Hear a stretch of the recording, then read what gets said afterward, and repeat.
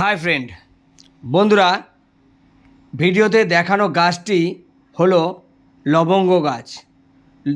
এই গাছটি কিন্তু বিশাল আকারের হয়। এই গাছটির ছোটোবেলায় একটু পরিচর্যা বেশি করতে হয়, আর ছাদ বাগানে যদি আপনি এই লবঙ্গ গাছ করতে চান তো একটু পরিচর্যা করতে হয়। তবে আসুন মূল ভিডিওতে আসি। এই গাছটি হচ্ছে লবঙ্গ, চেনেন না এমন কেউ নেই।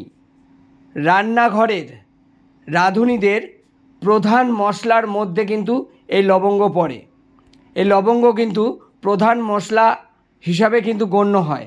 তো দেখুন, গাছে কিন্তু প্রত্যেকটা ডগাতে লবঙ্গ হয়ে রয়েছে। আপনাদেরও ছাদ বাগানে যদি লবঙ্গ গাছ লাগাতে চান, আপনাদের ছাদ বাগানেও ছোট্ট গাছে কিন্তু লবঙ্গ ভর্তি হয়ে থাকবে।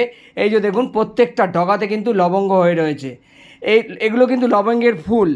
তো এগুলোই কিছু, সব ফুল থেকেও লবঙ্গ না তৈরি হলেও লবঙ্গ কিন্তু তৈরি হবে।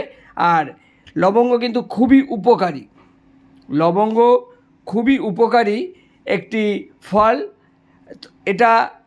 এটা প্রত্যেকটা রাঁধুনির প্রত্যেকটা রান্নার মশলায় হিসাবে এটা ব্যবহার হয়। আপনারা ছাদ বাগানে এই লবঙ্গ গাছ লাগান, আশা করি উপকার পাবেন, উপকৃত হবেন। ভিডিওটি ভালো লাগলে লাইক, শেয়ার, কমেন্টস করে সাপোর্ট করে আমার পাশে থাকবেন। নমস্কার।